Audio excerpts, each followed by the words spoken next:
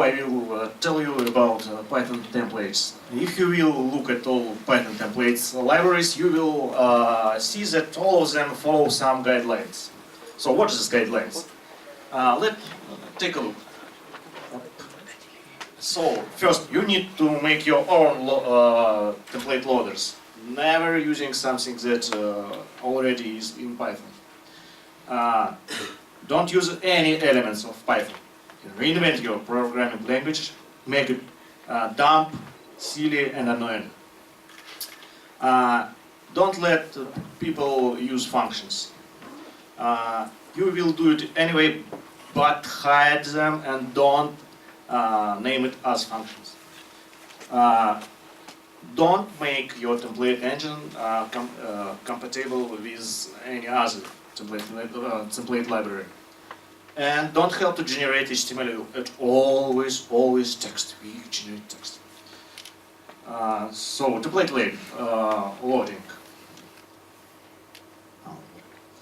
So filters. What's filters?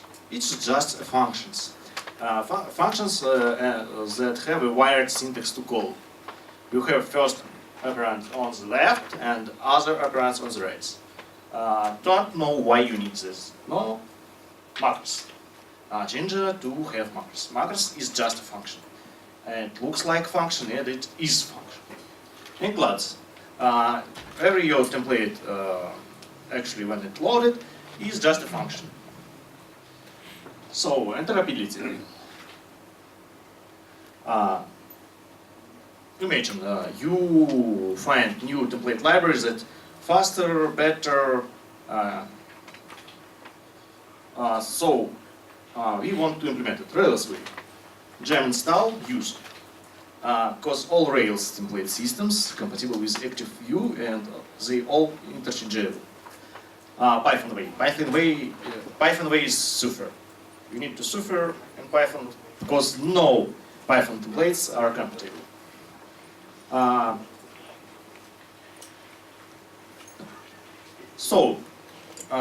But you can break rules sometimes.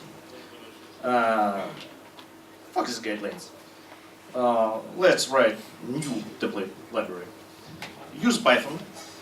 Import machine-edit load templates. Use functions, name it as functions, and call it like functions. And help to generate HTML. And play nice at least with one other template engine. So it's background. As you see, it's like Slim, Jade, or something. How HTML body about you need not close tags. Oops. If you need something, a function, just define function. If you want to use it, just use it.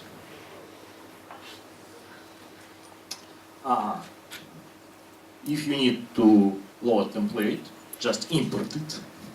Call it. If you want to play with Ginger, extend Ginger template, and with include you can include Ginger template in your background template. So that's all. Thank you. 4 minutes. Okay, so I have 2 minutes left, right? Yeah, around that. Okay, guys, Cerberus in 5 minutes. It's gonna be hard. So what is Cerberus? Is a data validation library for Python, validation for humans.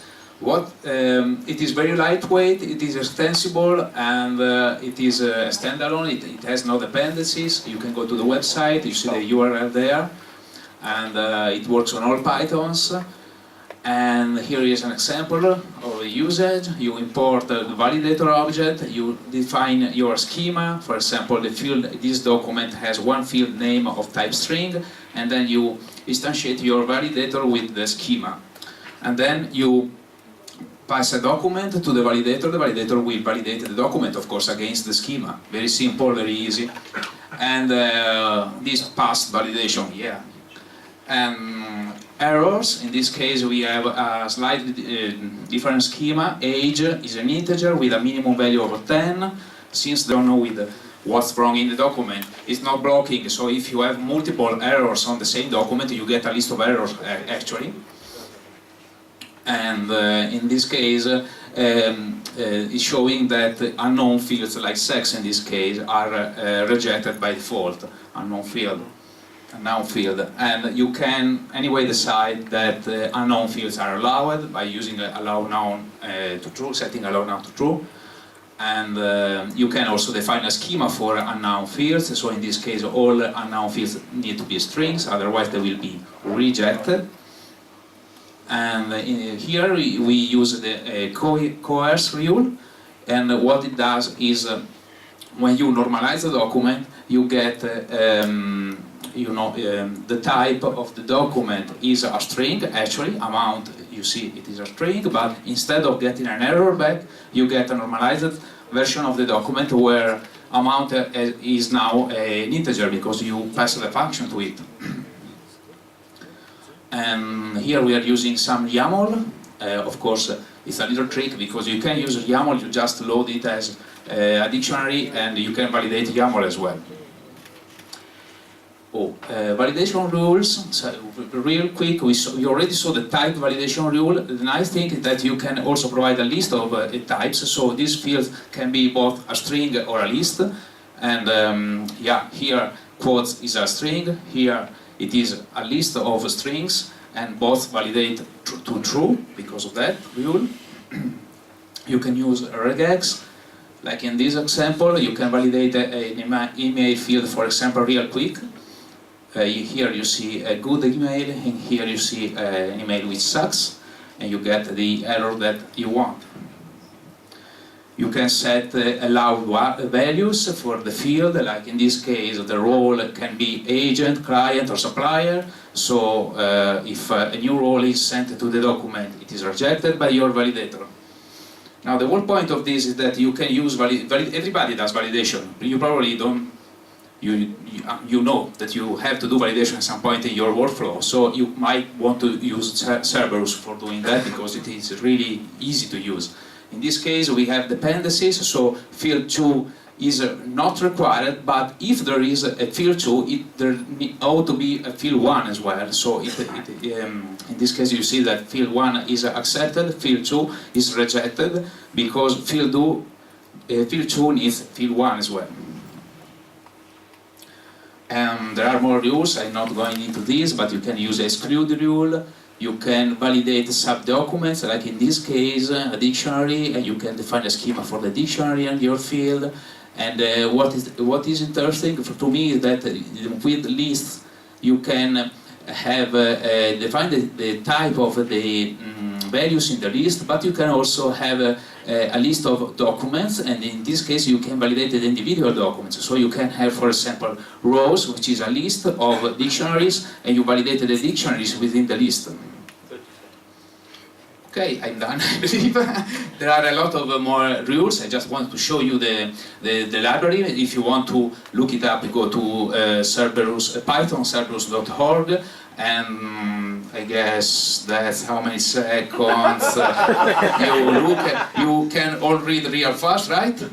And yeah, it is being used all over the world by a very nice company, like this guy here, somebody probably knows him. Vincent is a friend of mine, he's also the author of Gitflow if you use it. So yeah, use Cerberus if you want to. If you don't want, try it and then kick it away. Thank you. Oh, nice. Okay, Hello. Okay, I did a slide just in a break, so please indulge me. I'm gonna ask you to fix your decorators, because who has ever written a decorator like this? Like a closure with star arcs, dark. One person will admit it. I'm sure there are many people who did that. So this potentially breaks your software. Why?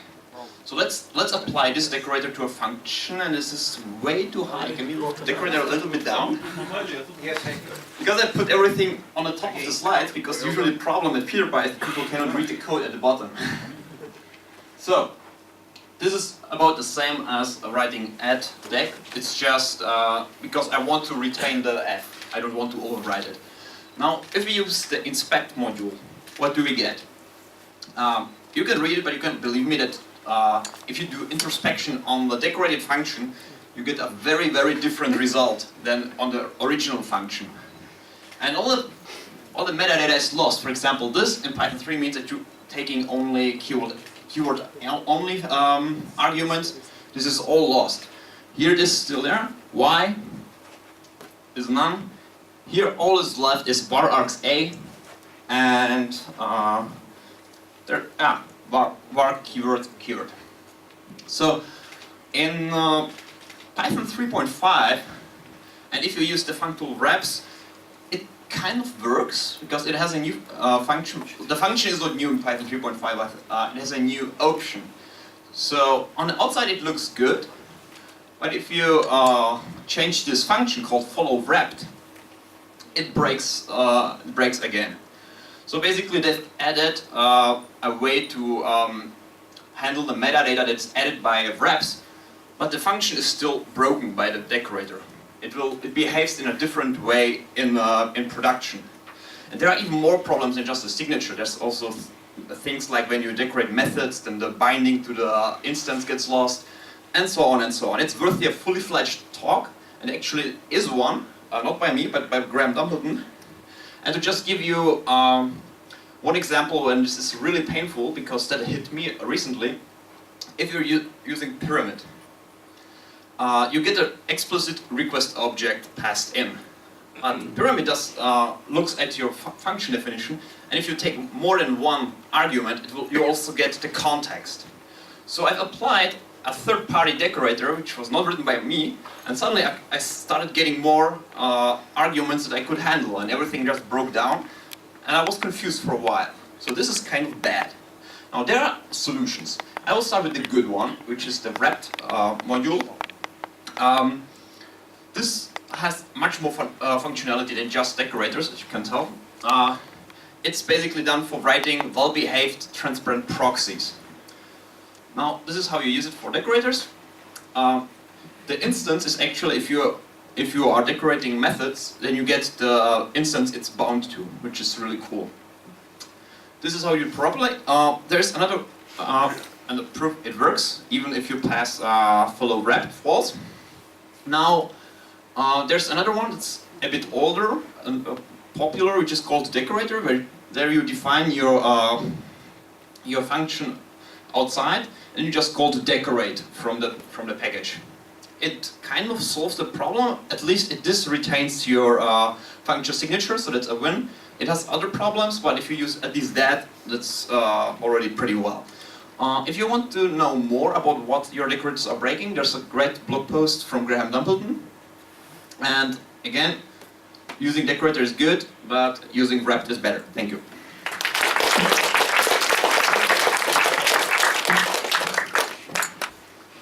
Я приехал в Питер, потому что читер. Вот. А кто пользуется телеграммом? О, отлично. О, супер. А кто ботами пользуется? Во, отлично, я знаю, кого я рассказать. Ну, в общем, когда, соответственно, появилась платформа Telegram, когда появилась возможность писать ботов, боты в питоне, первые боты в питоне, которые я видел, это были боты с запросами, это было очень неудобно, поэтому сейчас я хочу рассказать про написание ботов, уже с учетом существующей готовой библиотеки. Сейчас я попробую. Вот, сначала, чтобы иметь бота, нам нужно его зарегистрировать. Да, я вчера зарегистрировал бота PiterPy 3, сейчас он активно крутится на том ноутбуке, можно подключиться, потыкать. Вот, сначала мы обращаемся к боту, главному боту всех ботов, бот-фазер, создаем новый бот, там все очень подробно написано, мы можем ему задать картинку, описание, что он умеет делать, но посмотрим, что с функционалом. Самый простой бот, который умеет только повторять. Мы ему что-то пишем, он нам отвечает ровно то же самое. Самая главная функция, да, токен валидный, так что... Понятно, да. Да, можно вспомнить. Вот, соответственно, функция listener, которая слушает поток и проверяет,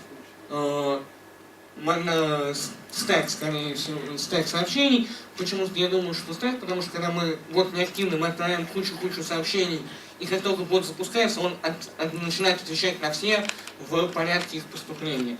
Значит, то если это у нас текст, то возвращает сообщение текстовое. Тип может быть сообщение текстовое, аудио, картинка, документ. Вот, и дальше, собственно, мы просто создаем бота, который слушает. Строчка полинг отвечает за то, что даже если у нас что-то происходит, non-stop отвечает за то, что если у нас что-то происходит с ошибкой, он продолжает выполняться. Собственно, одна из самых прикольных фич, на мой взгляд, это кастомная клавиатура. Она создается очень просто. Я приехал в Питер, потому что читер. Вот. А кто пользуется телеграммом? О, отлично. О, супер. А кто ботами пользуется? Во, отлично, я знаю, кого ему сказать. Ну, в общем, когда, соответственно, появилась платформа Telegram, когда появилась возможность писать ботов, боты в питоне, первые боты в питоне, которые я видел, это были боты с запросами, это было очень неудобно, поэтому сейчас я хочу рассказать про написание ботов, уже с учетом существующей готовой библиотеки. Сейчас я попробую. Вот, сначала, чтобы иметь бота, нам нужно его зарегистрировать. Да, я вчера зарегистрировал бота PiterPy 3, сейчас он активно крутится на том ноутбуке, можно подключиться, потыкать. Вот, сначала мы обращаемся к боту, главному боту всех ботов, бот-фазер, создаем новый бот, там все очень подробно написано, мы можем ему задать картинку, описание, что он умеет делать, но посмотрим, что с функционалом. Самый простой бот, который умеет только повторять. Мы ему что-то пишем, он нам отвечает ровно то же самое. Самая главная функция, да, токен валидный, так что... Понятно, да. Да, можно вспомнить. Вот, соответственно, функция listener, которая слушает поток и проверяет стек, скорее всего, стек сообщений. Почему я думаю, что стек? Потому что когда мы бот неактивный, мы отправляем кучу сообщений, и как только бот запускается, он начинает отвечать на все в порядке их поступления. Значит, то если это у нас текст, то возвращает сообщение текстовое. Тип может быть сообщение текстовое, аудио, картинка, документ. Вот, и дальше, собственно, мы просто создаем бота, который слушает. Строчка полинг отвечает за то, что даже если у нас что-то происходит, non-stop отвечает за то, что если у нас что-то происходит с ошибкой, он продолжает выполняться. Собственно, одна из самых прикольных фич, на мой взгляд, это кастомная клавиатура. Она создается очень просто. Интересно, что мы ее можем использовать не для конкретного бота, а для конкретного случая в данном боте. То есть, если у нас такая ситуация, мы используем такую клавиатуру, и если у нас другая ситуация, мы можем использовать другую клавиатуру. Если мы пишем бот на маке в среде, например, PyCharm, можно использовать еще смайлики в качестве подачи значения клавиатуры. И, соответственно, можно использовать еще другие функции. Вот. Нужно сказать, что сейчас Павел Дуров объявил, что будет $1 000 000 приз тому, кто напишет самые крутые боты в Telegram. Конкурс идет до конца года. Я не работаю на Павла Дурова, к сожалению. Вот. Но единственные 3 условия такие должны быть. Поэтому я думаю, что, может быть, кто захочет поучаствовать. Я вам всем желаю удачи и спасибо за внимание. Hi everyone, my name is Andrei. I'm a developer of PyCharm. It's an IDE for Python.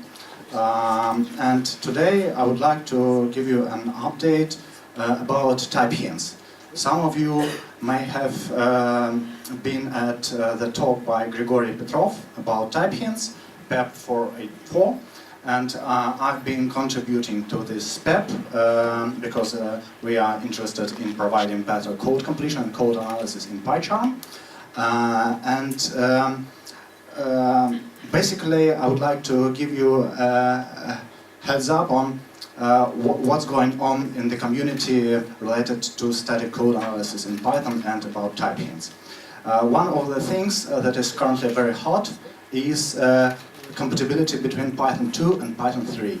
type hints are available syntactically only in Python 3, but there is a new proposal that extends PEP about type hints, about adding type hint annotations as comments in your Python 2 code. We hope it will simplify the way you port your code from Python 2 to Python 2+3 to Python 3 eventually. Another interesting thing is that tools are starting to pick up this PEP 484 proposal, and there is a plan in the PyLint community, the famous linter for Python. They are going to support type hints later this year or maybe in the beginning of the next year. So that's great for those of you who don't use an IDE and rely on editors like Vim, Emacs or something like that.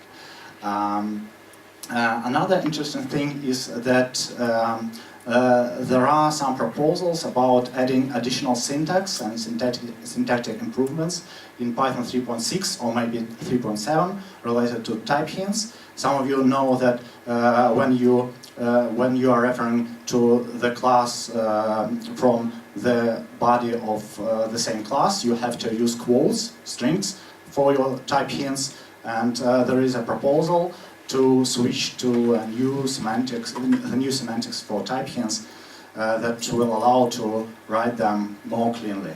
Another proposal is to add a new syntax for annotating variables and fields that would be native for Python, because currently you have to use type comments.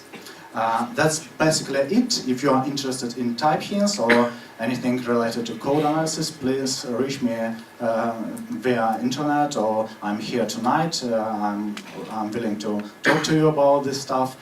You can find me on the internet by googling PyCharm and Andrei.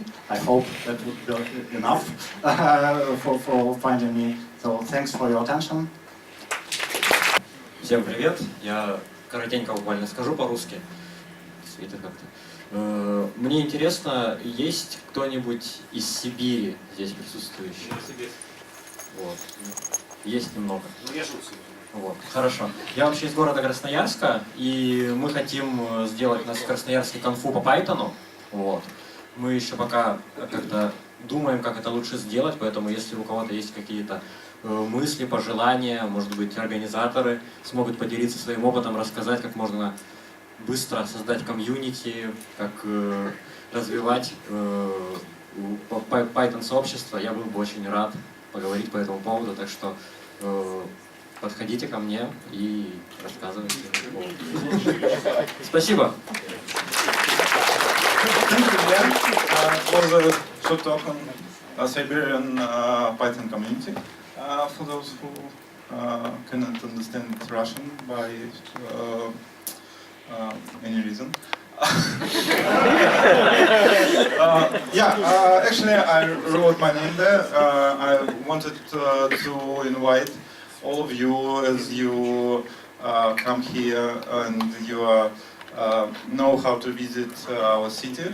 I want to invite you to our St. Petersburg Python interest group. We are on internet at spbpython.guru. This is domain name. And we have Google Plus page and a very active community in the Telegram chat. So welcome, and we are looking forward to see you on our meetups. That is going monthly, and we are giving talks and drinking beer in the several days. Yeah, thank you.